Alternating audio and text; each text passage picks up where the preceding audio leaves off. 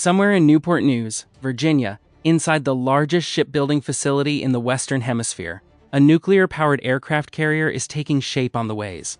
It will displace roughly 100,000 tons. It will carry 80 or more aircraft. It will cost approximately $13 billion, the single most expensive warship ever built by any Navy. And a fresh internal review inside the United States Navy is now asking, quietly but seriously, whether America should build fewer of them.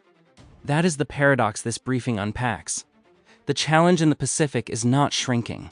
A rival naval power is launching large hulls at a pace not seen since the Cold War.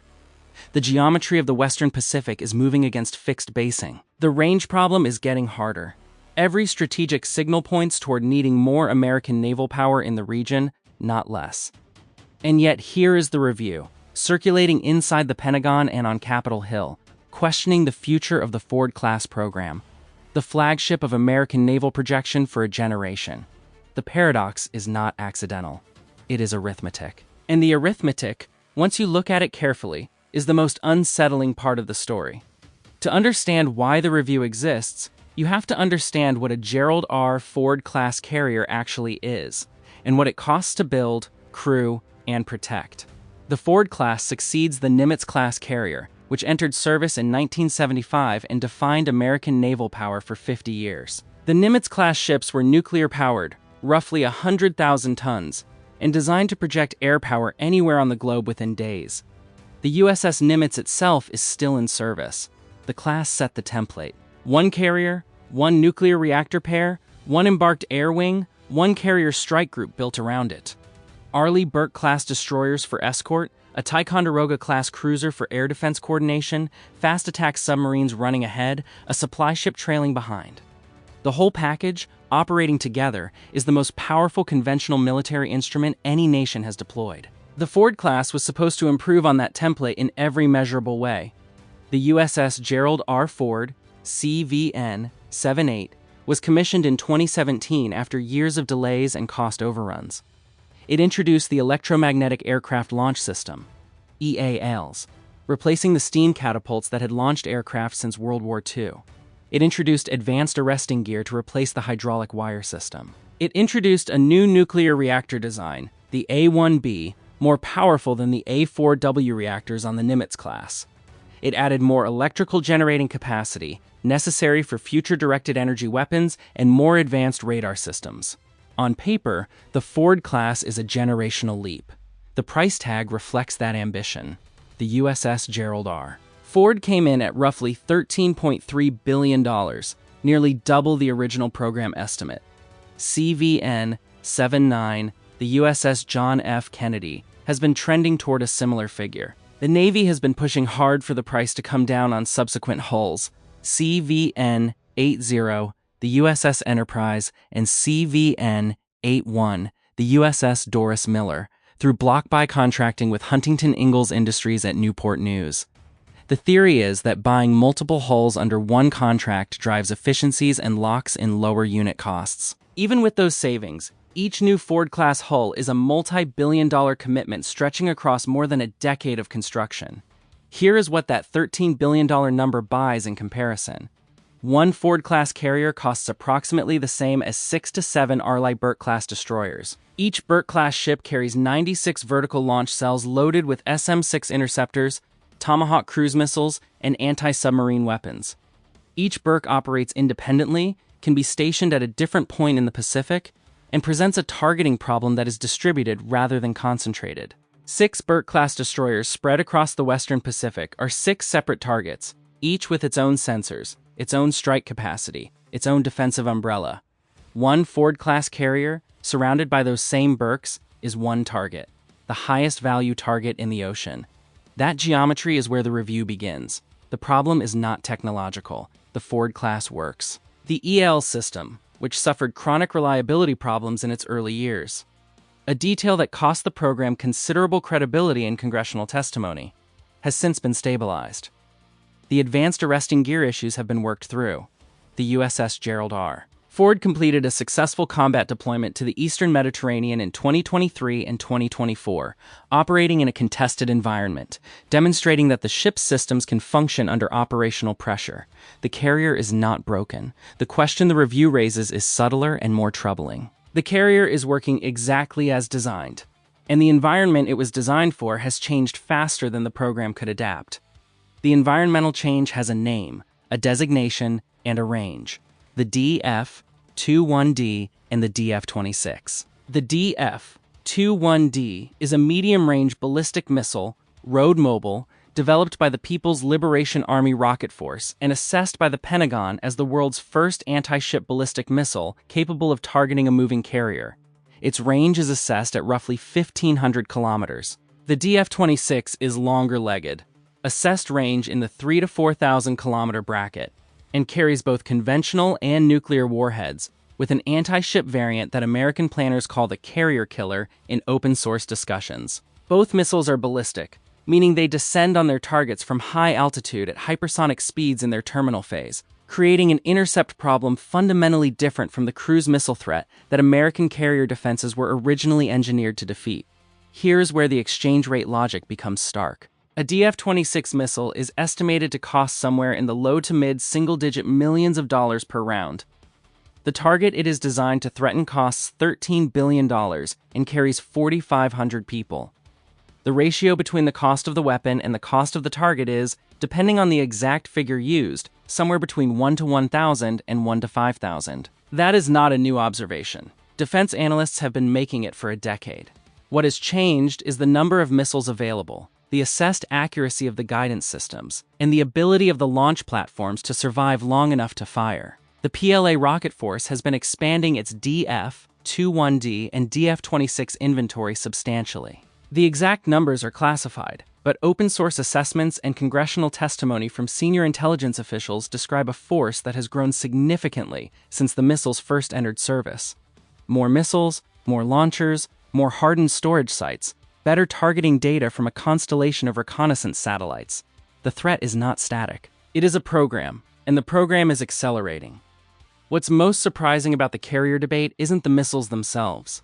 It's how long the arithmetic has been obvious and how slowly the institutional response has moved. The Navy has known about the DF-21D since at least 2010. The carrier program has continued largely unchanged. That gap between strategic awareness and procurement decision is the real subject of the review.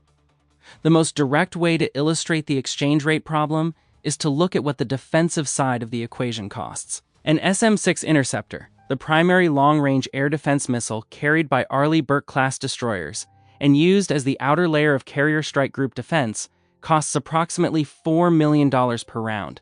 An SM-3 block Tyle, the higher-tier interceptor used for ballistic missile defense, costs roughly $29 million per round. Against a ballistic re-entry vehicle descending at hypersonic speed with maneuvering capability in its terminal phase, a carrier strike group might need to fire multiple interceptors per incoming missile to achieve high confidence of intercept, a salvo problem that drives the math further against the defender. 3 incoming DF-26 rounds, each costing $5 million, might require 6 or more SM-3 rounds to defeat with high confidence, burning through roughly $175 million of interceptor inventory in a single exchange. And the carrier strike group carries a finite number of VLS cells. Here is what nobody expected. The math runs the same direction regardless of who improves their technology. If the interceptor gets better, the missile guidance gets better. If the carrier gets more capable electronic defenses, the salvo size increases to saturate them. The offense-defense balance in the anti-ship missile environment is not a problem that precision engineering alone solves.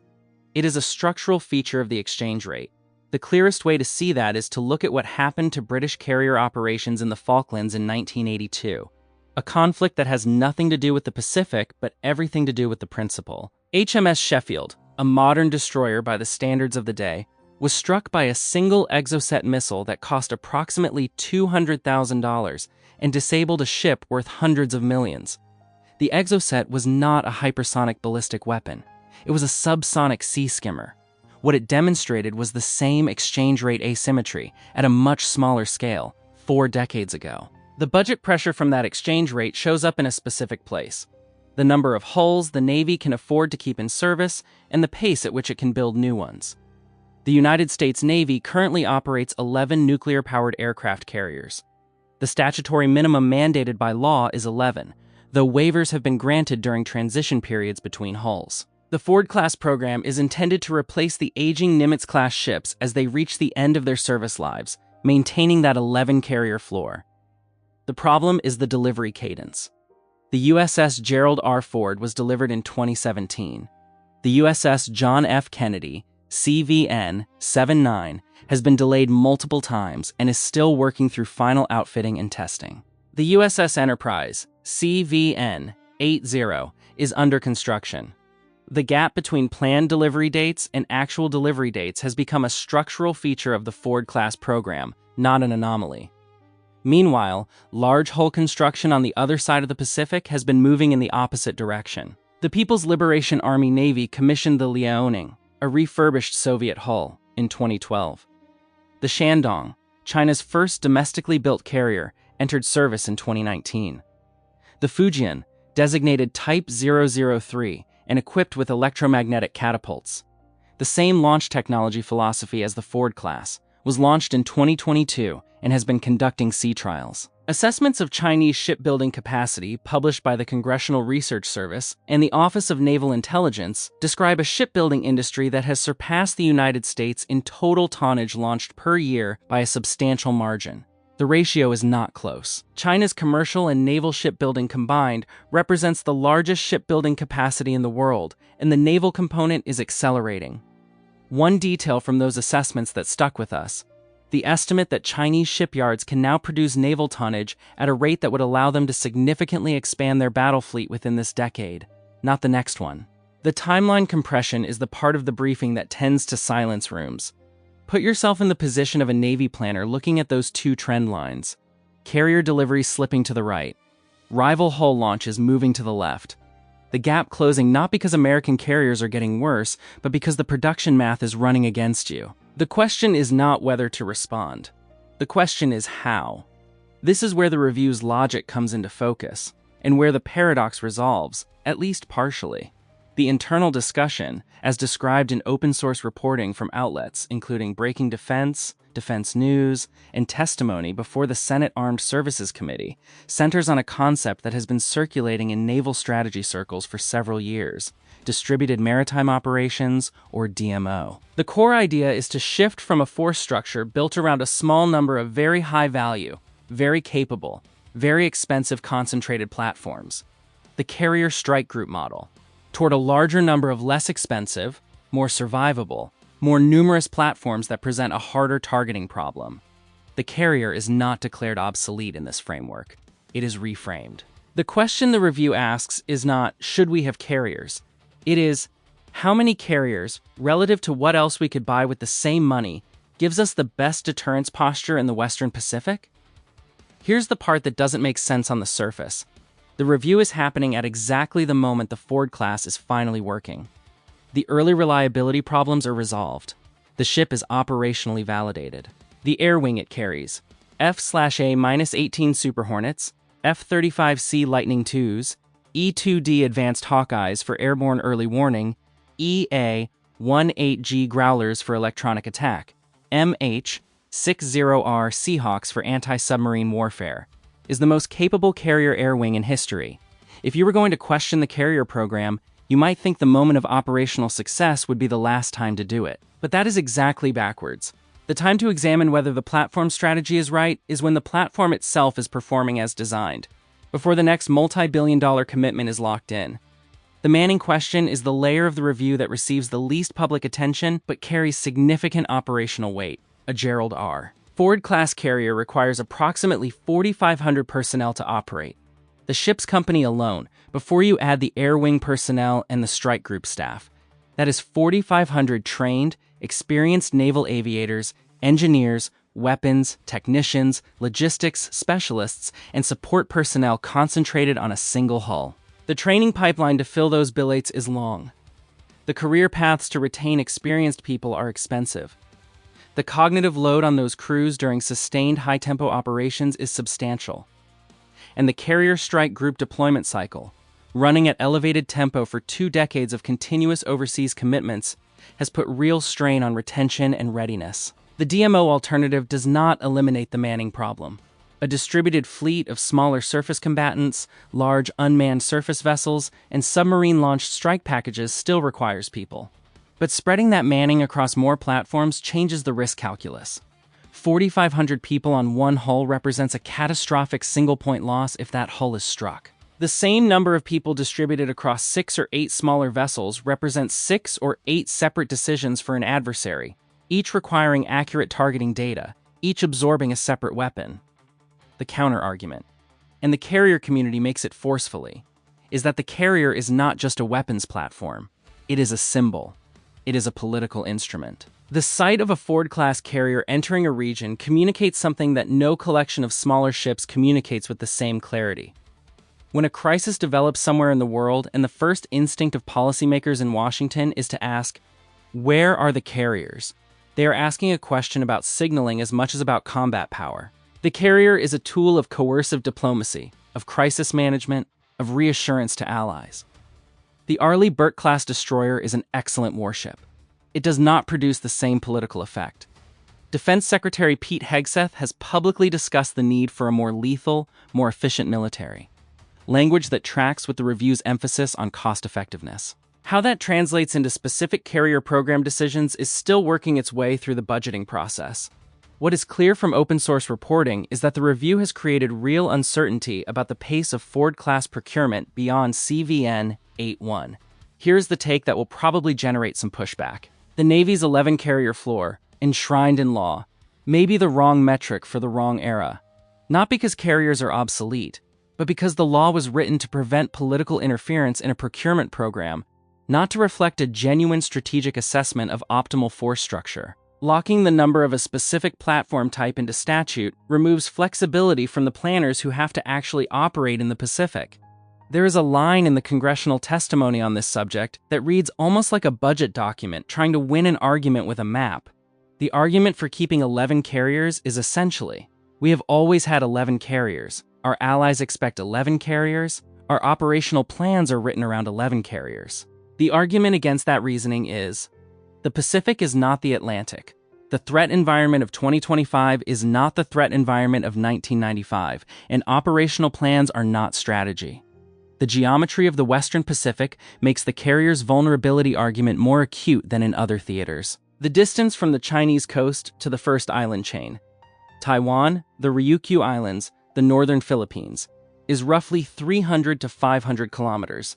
The DF-21D's assessed range of 1,500 kilometers means any carrier operating within its strike radius is doing so at significant risk before it is close enough to launch its own air wing at meaningful targets ashore. The F/A-18 Super Hornet's combat radius in a high-load strike configuration is roughly 700 kilometers. The F-35C extends that envelope somewhat, with better survivability in contested airspace, but not dramatically. The carrier has to get close to use its aircraft. Getting close puts it inside the threat ring. The operational solution. Using aerial refueling, pre-positioned tankers, longer-range munitions carried by the air wing. Extends the effective reach somewhat. The Navy's investments in the MQ-25 Stingray, an unmanned carrier-based tanker, are specifically designed to extend the air wing's combat radius without having to move the carrier itself closer to the threat. But even with those extensions, the physics of carrier aviation create a proximity requirement that the missile threat directly exploits. The shipbuilding economics deserve their own layer of examination, because they explain why the review is happening now rather than 5 years ago or 5 years from now. Newport News Shipbuilding, operating as a division of Huntington Ingalls Industries, is the only shipyard in the United States capable of building nuclear-powered aircraft carriers. It is also one of only 2 yards capable of building nuclear-powered submarines, sharing that work with General Dynamics Electric Boat in Groton, Connecticut. The industrial concentration of American naval nuclear shipbuilding into 2 facilities is itself a strategic vulnerability that defense planners have been concerned about for years. A strike on Newport News would not just delay a carrier, it would damage the irreplaceable industrial capacity to build nuclear-powered warships. That concentration is partly a consequence of the consolidation of the American defense industry in the post-Cold War years, when reduced procurement budgets drove mergers and facility closures. Rebuilding that industrial base, adding qualified welders, expanding dry dock capacity, training nuclear-qualified engineers, takes decades, not years. The Navy has been working with Congress to fund shipyard infrastructure improvements, but the timeline for meaningful capacity expansion is long. Meanwhile, Newport News is simultaneously trying to build Ford-class carriers and Virginia-class attack submarines. And the demand from the submarine program, which has been running behind schedule for years, competes directly with the carrier program for the same skilled workforce. The block buy contract for the next 2 Ford-class hulls was partly designed to give the shipyard a stable, predictable workload so it could invest in workforce and tooling. Reducing the number of carriers ordered does not just change the force structure.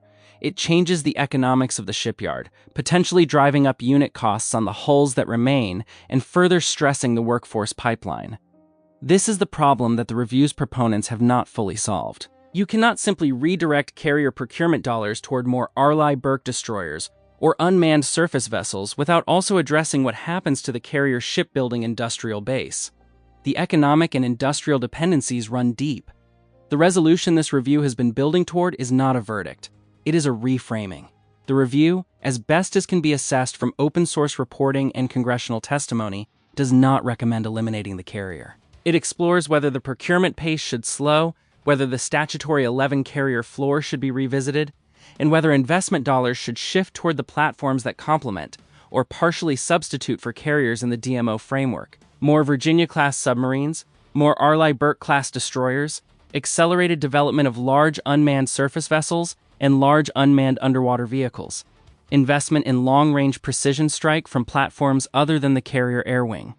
The Virginia-class submarine is, in some ways, the quietest argument in this debate. A Block V Virginia-class boat equipped with the Virginia Payload Module, an additional hull section adding 4 large-diameter launch tubes, can carry up to 28 Tomahawk cruise missiles in addition to its standard loadout. It operates under the surface. It is extremely difficult to target, and it can get close to a contested shoreline without entering the envelope that makes a carrier vulnerable.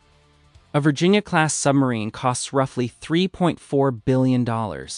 Expensive, but not $13 billion. And it does not require 4,500 people to operate. The Large Unmanned Surface Vessel Program, LUSV, is further from operational reality, but the investment signals are clear.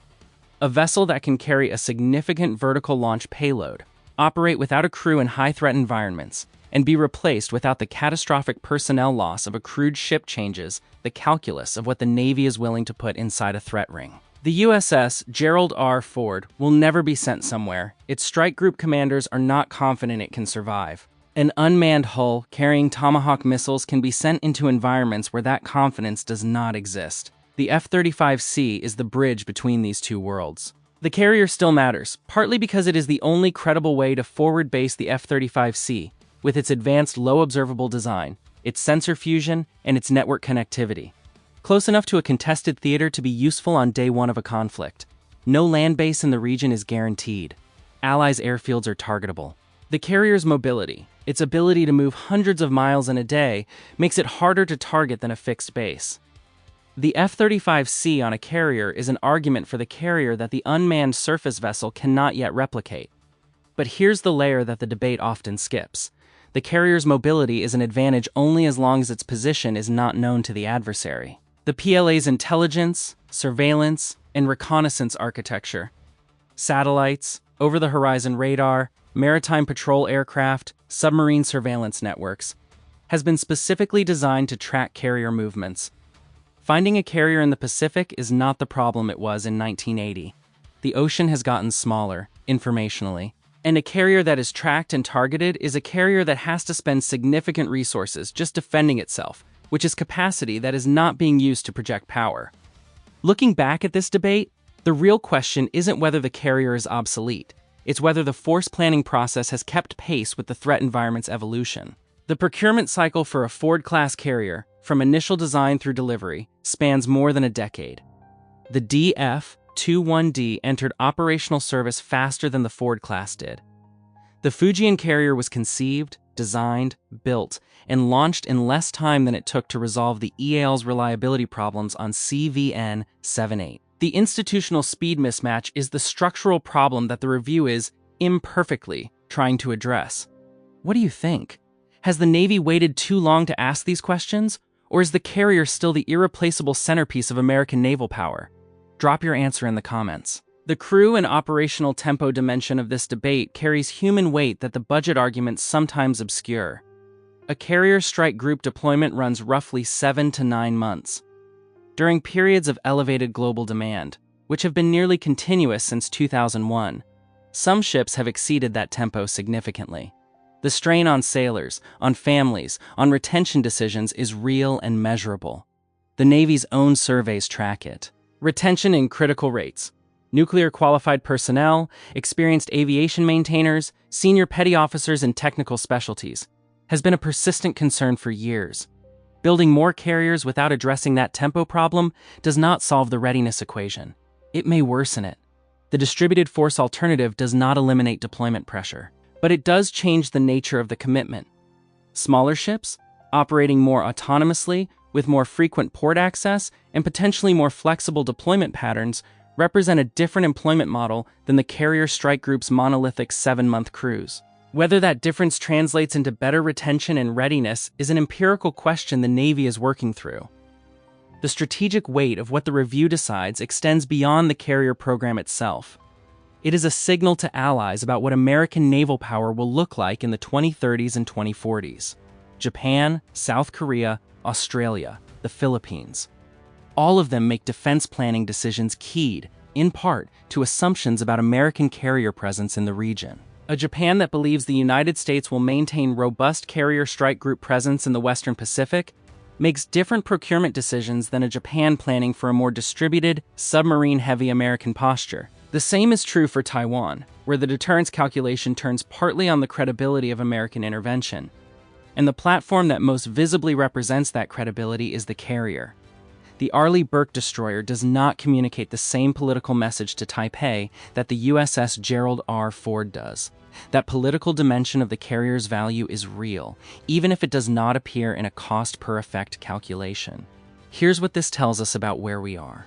The platforms that define military power for a generation are chosen not just by engineering and economics, but by institutional momentum, industrial dependency, and political signaling requirements that are genuinely difficult to quantify. The review is asking the Navy to do something that large institutions resist, to evaluate its flagship program not by whether it is technically successful, but by whether it is strategically optimal given a threat environment that was not anticipated when the program was designed. The Ford class was conceived in the 1990s. The threat environment it now operates in was shaped in the 2010s. The decisions being made now will determine the force structure of the 2040s. That is the time horizon the review is actually working on. And the difficulty of predicting what the Pacific will look like in 20 years is not a reason to avoid the question. It is a reason to take it seriously. Will the distributed maritime operations concept prove out in exercises and ultimately displace the carrier strike group as the Navy's organizing framework? Comment yes or no, because the fleet structure that gets locked in with the next round of appropriations bills will be with us for decades. The paradox that opened this briefing has a partial answer, and it is not a comfortable one. The U.S. Navy is questioning its own Supercarrier program not because the carriers have failed, but because the exchange rates have shifted, the threat geometry has hardened, and the industrial and budgetary constraints have compressed the range of options available. A $13 billion hull carrying 4,500 people, operating inside the range of missiles that cost a few $1,000,000 each, forces a question that no amount of institutional loyalty to the carrier tradition can permanently suppress. The review does not end the carrier. The USS Gerald R. Ford is real, it is operational, and it is the most powerful single naval vessel in the world. The F-35C that launches from its deck is the most capable carrier-based fighter ever built. The Arleigh Burke destroyers that escort it carry the most advanced naval air defense systems afloat. None of that is in question. What is in question is the next hull, and the one after that. And whether the dollars and the decades and the 4,500 lives that go into each one buy more deterrence than the alternatives. The Navy keeps betting on fewer, more powerful, more expensive ships, or it shifts toward more, cheaper, harder-to-hit distributed platforms. Each path reshapes the fleet for a generation. Each path carries risks that the other does not. The review exists because neither answer is obviously right, and the cost of choosing wrong is paid in the currency that matters most in the Pacific: time, money, and the credibility of the deterrent. The question is not resolved. It is, in the most literal sense of the word, open. And how the Navy answers it in the next budget cycle will tell us more about American strategy in the Pacific than any number of official statements from the Pentagon. If you want to go deeper on the distributed maritime operations concept and what it means for the Virginia-class submarine program, that is the next briefing. Stay with us.